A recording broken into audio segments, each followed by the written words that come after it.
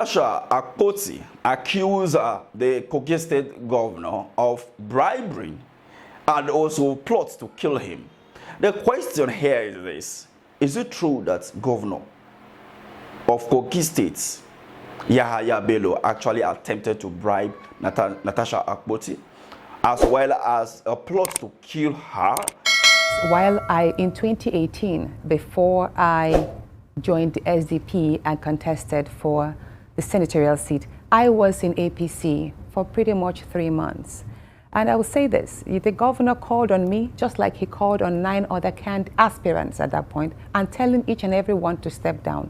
To some people, he offered money. He offered me money as well. He offered me 50 million at first. I turned down. He said, how about 70 million so you will step down for my anointed candidate, who was the then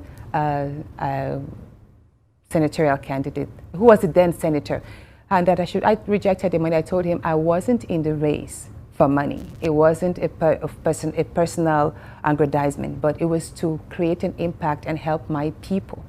And that annoyed him, so I moved into SDP and I contested that election. So the same thing happened now. YAHAYA Bello does not like being dared. He wants his words to be law. He doesn't understand that he's a governor to everybody, and his duties as stipulated by the Constitution makes him responsible to me. But he went all out, cutting the roads a few days to elections, sending people to attack and shoot at my convoy. During and after, or even before the 2023 senatorial election that was held in Kogi in March, I will allow you to watch her claims when she granted an interview to Channels Television as well as Arise TV, talking about the bribing and also, the alleged claim by her that the governor wanted to kill her, during the election of the senatorial election in Kogi State. This is the beauty. This is not the beauty of politics. You don't endanger people. You don't set out to kill people. You don't destroy properties. You don't frustrate the electoral processes just because you want your candidate to win, and call it the beauty of democracy. That's not it. Allegation of something the governor wanted to kill. I mean, everybody in Nigeria. Evidence to that. I had guns. I had his henchmen shoot at my vehicle. I have video evidence of that. Oh, and you are sure? I'm telling you, it was the immediate past. They were adorned in APC shirts, and one of them was Amoka. He was actually the returning officer for OK local government. He led a group of 10 men to shoot at me. I have the videos capturing that. Why that is it. So, apart from that, the governor actually cut roads. Yeah. Please let me speak. Go ahead, please. The governor, a day to elections, he dug gullies, cutting 5 roads. That was just to prevent elections from taking place. I'm probably endangering my life. There was a day to elections. Thank God we had the payloader, and I went all night. We had to cover the gullies so the election can take place. I don't think we're here today to speak about what happened and what transpired. We're going to have more. Nigeria, she never had the confidence in the judiciary. And we saw that played out at the Supreme Court and the tribunal regarding the presidential election, among other state elections. We saw what happened in Kano State with the gubernatorial election in Kano State, and the repetition of that at the federal level. And it is now obvious that many Nigerians don't really believe that the judiciary is the last hope of the common man. And this statement of "this is Nigeria, anything is possible, anything can happen," is something that we need to stay away from. As a representative of the people, making such statement on national television doesn't make sense at all. But then, what is the matter here? The matter here is the issues of bribing and also plots to kill her.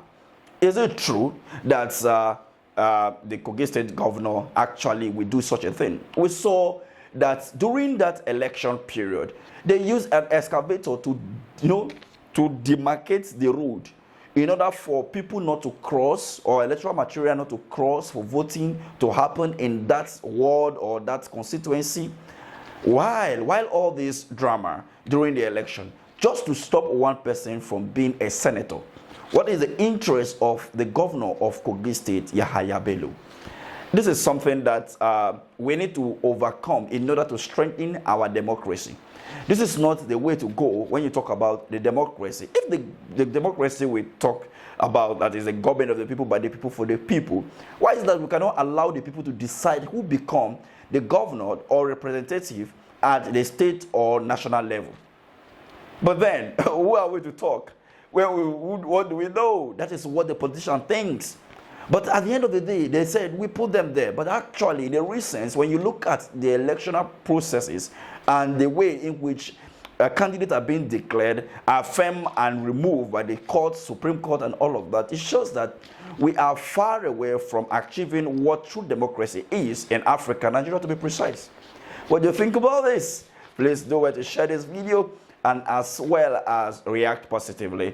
Don't forget, politicians don't care about you, but they only care about their pockets. So before you jump up to defend them, remember that. Thank you for watching.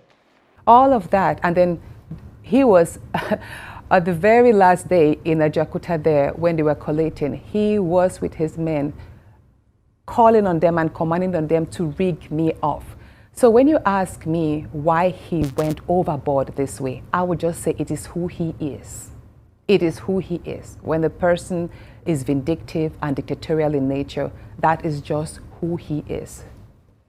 And I think it's really wrong. But on the other hand, we would say YAHAYA Bello succeeded in Natasha, all these sorry, well, I think we're almost activities because of the institution. We're out of time. Let me say this. It's very important I say this. Right.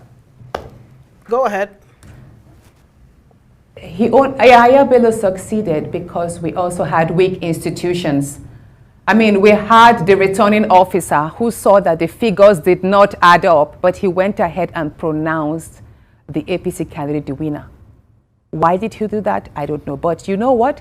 As a political reformer, I am looking forward to INEC prosecuting all the erring electoral officers so that when these men are jailed and made to serve a term, they will serve as an example to other people who would sell their conscience